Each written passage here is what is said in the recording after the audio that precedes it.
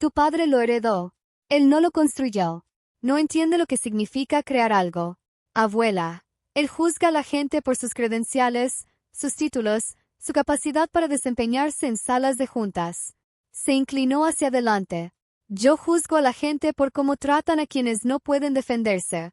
¿Y tú, Dulce? Eres la única en esta familia que sabe ser amable. Me apretó la caja de madera en las manos. ¿Hay algo dentro que podría ayudarte algún día? Pero aún no. Todavía no estás lista. Y Gerald tampoco. Apretó el puño. Cuando llegue el momento, cuando te muestre exactamente quién es, sabrás qué hacer. Quise preguntarle qué quería decir, qué había dentro, porque me había elegido, pero cambió de tema. Empezó a hablar del tiempo, de su jardín, del libro que estaba leyendo. 18 meses después, se fue. Cáncer de páncreas. Le sostuve la mano en el hospicio. El único familiar a su lado. La caja permaneció sin abrir en mi armario. Abril de 2024. El correo electrónico llegó un martes por la tarde. Asunto: reestructuración de puesto confidencial. Estimada señora Bitford, como parte de nuestra continua optimización organizacional, su puesto actual será eliminado. Efectivo a partir del 1 de julio de 2024. Recursos Humanos se comunicará con usted para informarle sobre las opciones de indemnización.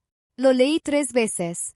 Las letras flotaban, se reorganizaban, se asentaban de nuevo en el mismo mensaje devastador.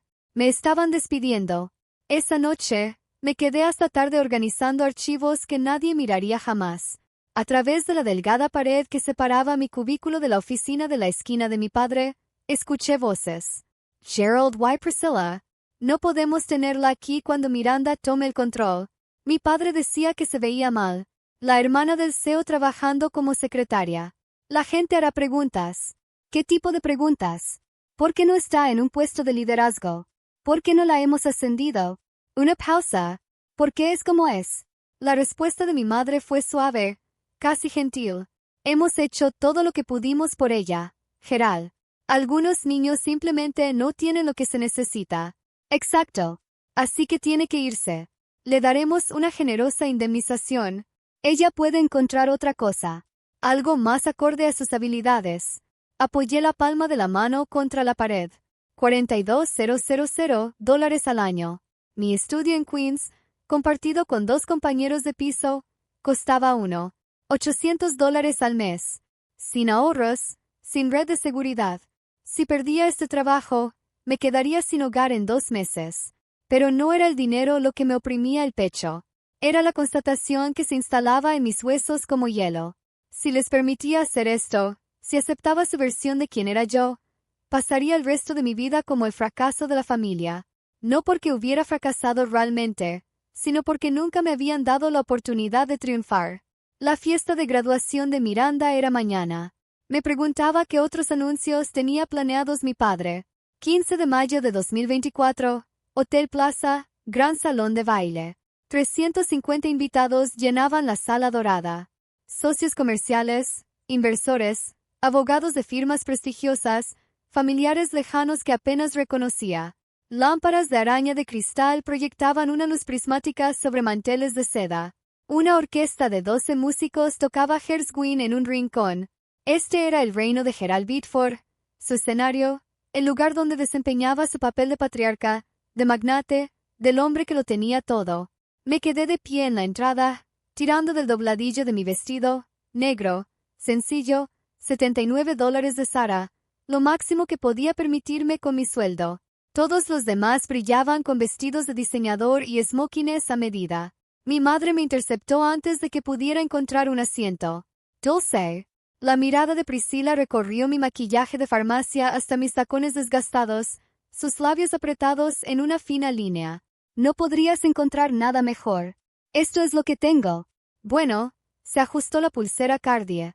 Estarás en la mesa 27 cerca de la entrada de servicio. Intenta no llamar la atención. Claro, y Dulce. Se inclinó hacia mí, su Chanel número 5 deslumbrante. Esta noche es la noche de Miranda. Lo que sea que sientas, cualquier resentimiento al que creas tener derecho, guárdatelo para ti. No nos avergüences. Se marchó antes de que pudiera responder. La mesa 27 estaba al fondo del salón de baile, parcialmente oculta tras una columna. Mis compañeros de mesa eran primos lejanos a los que había visto tal vez un par de veces. Desde mi asiento, podía ver el escenario principal, el enorme retrato de Miranda con su toga y birrete de Harvard, la pancarta que decía: «Felicitaciones, Miranda Biddeford, promoción de 2024 de la Facultad de Derecho de Harvard». Y cerca de la entrada, de pie solo junto a la puerta, un hombre de pelo plateado con un traje gris. No estaba socializando, no estaba comiendo, solo observando. Sus ojos encontraron los míos al otro lado de la sala abarrotada. Algo frío me recorrió la espalda. A las 8:30 de la noche, la orquesta se detuvo. Las luces se atenuaron. Un foco iluminó el escenario donde estaba mi padre. Levantó la copa de champán. «Damas y caballeros, gracias por acompañarnos esta noche para celebrar a una joven extraordinaria». Los aplausos comenzaron antes de que terminara la frase. Miranda se graduó entre el 5% de los mejores de su promoción de la Facultad de Derecho de Harvard. Completó una pasantía con el juez Reynolds. Y el mes pasado, ascendió a socia en su Giovanna Cromwell en tiempo récord. La voz de Gerald se llenó de orgullo. Llamo Dulce Biddeford. Tengo 28 años. Durante 20 años, mis padres me llamaron la lenta, mientras mi hermana Miranda acumulaba títulos de Harvard y promesas de herencia. Se burlaban de mi dislexia en la mesa, me excluían de las decisiones familiares y me pagaban una fracción de lo que le pagaban a ella. Pero el día de la graduación de Miranda en el Hotel Plaza, frente a 350 invitados, un desconocido me entregó un sobre que expondría todas las mentiras que mis padres habían contado sobre mí. Lo que ellos no sabían era que la abuela lo había estado observando. Lo vio todo, y me dejó algo que pondría patas arriba todo el imperio Biddeford. Los Biddeford eran de la vieja aristocracia de Manhattan, el tipo de familia cuyo nombre aparecía en las salas de los hospitales y en las placas de los museos. Mi padre, Gerald Biddeford, dirigía Biddeford Properties, un imperio inmobiliario comercial que mi abuela, Eleanor, había construido a partir de una sola oficina en Brooklyn en 1965. Para 2024, la empresa estaba valorada en $92 millones. Nací con dislexia, diagnosticada a los 7 años. Las letras en las páginas se movían y se reorganizaban, convirtiendo oraciones simples en rompecabezas que me tomaban 3 veces más tiempo resolver que a otros niños. La respuesta de mis padres no fue de apoyo, sino de vergüenza. Cuando tenía 12 años, contrataron tutores para las clases de violín de Miranda en Juilliard, clases de inmersión en francés y preparación para el SAT con un graduado de Princeton que cobraba $400 la hora. Cuando pregunté si podían ayudarme con la lectura, mi madre Priscila solo suspiró. «Dulce, ya hemos gastado mucho en especialistas. En algún momento, tenemos que aceptar que algunos niños simplemente no tienen facilidad para lo académico». Yo tenía 12 años. Le creí, así que aprendí a adaptarme por mi cuenta. Los audiolibros se convirtieron en mi salvación. Desarrollé un sistema de notas visuales, diagramas y diagramas de flujo que me ayudaron a procesar la información de maneras que la lectura tradicional no podía. Y todos los domingos por la tarde, tomaba el tren al apartamento de mi abuela Eleanor en el Upper West Side, donde se sentaba conmigo durante horas, explicándome conceptos a través de historias en lugar de libros de texto. «Como es debido», me dijo una vez, con su mano curtida cubriendo la mía, «lees más despacio que la mayoría, pero ves cosas que otros pasan por alto. Eso no es una discapacidad, cariño. Es un tipo de visión diferente». No entendí del todo lo que quería decir. Luego lo entendería con el tiempo, pero primero tenía que sobrevivir otros 19 años siendo secreto vergonzoso de la familia Biddeford. Navidad de 2018, 20 parientes reunidos alrededor de la mesa de caoba en la casa adosada de mis padres en el Upper East Side. Candelabros de cristal, cena con servicio de catering, la representación anual de la perfección de la familia Biddeford. Mi padre estaba de pie a la cabecera de la mesa, con la copa de vino en alto. «Me gustaría hacer un anuncio», dijo, con esa voz que denotaba la autoridad de sala de juntas que llevaba como una segunda piel.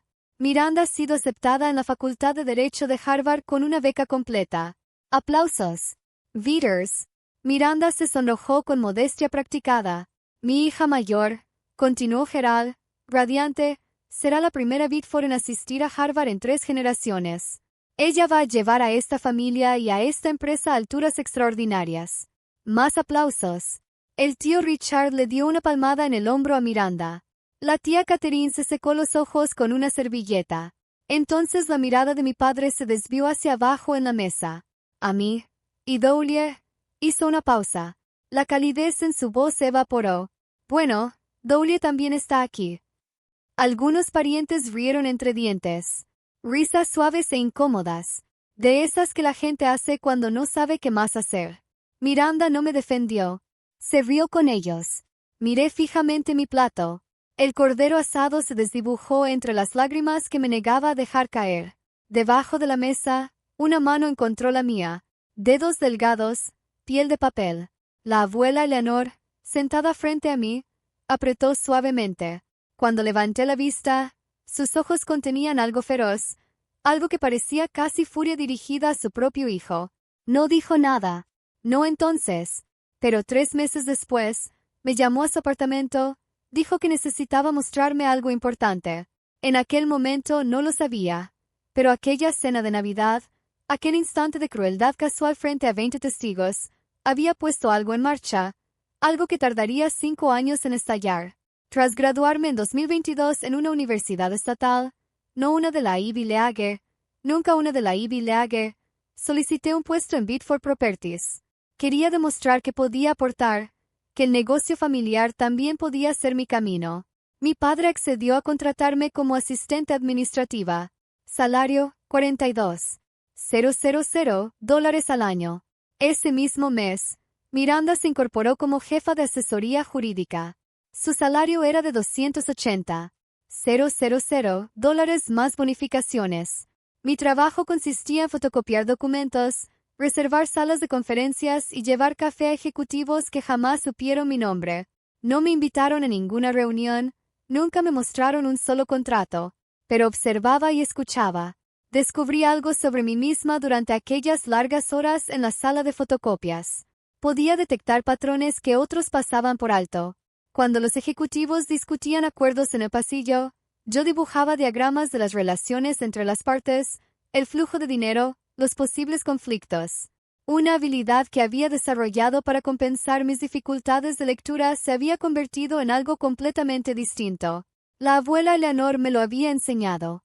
Durante esas tardes de domingo en su apartamento, extendía viejos contratos de los primeros tiempos de la empresa y me mostraba cómo leerlos, no palabra por palabra, sino como sistemas, como estructuras. Tu padre lee los contratos como un abogado. Me dijo una vez en 2019, justo antes de que su salud empezara a deteriorarse. Busca lo que puede explotar. Tú los lees como un arquitecto.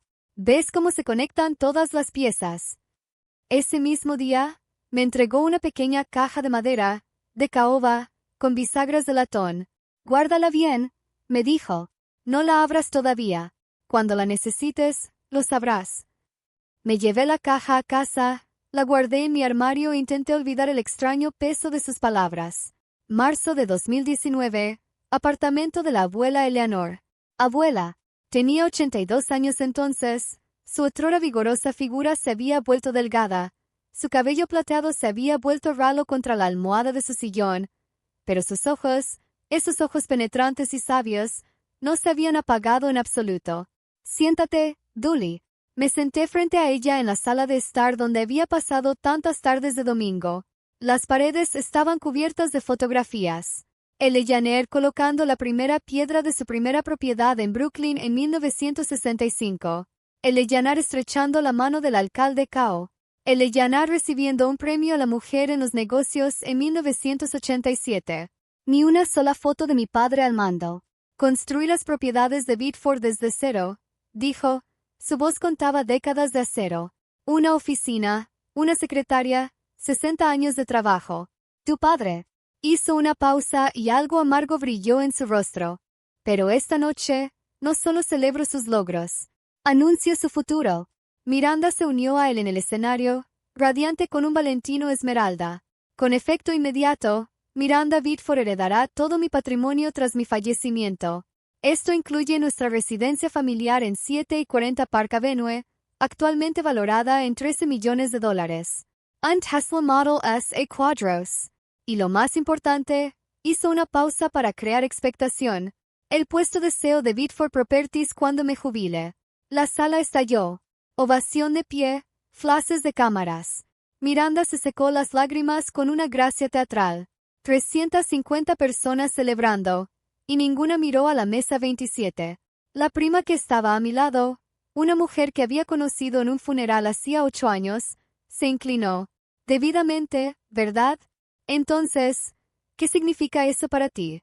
Abrí la boca, láser. ¿Qué podía decir? ¿Que acababa de ser borrada formalmente de mi propia familia? ¿Que la carta de despido en mi bandeja de entrada era solo el comienzo?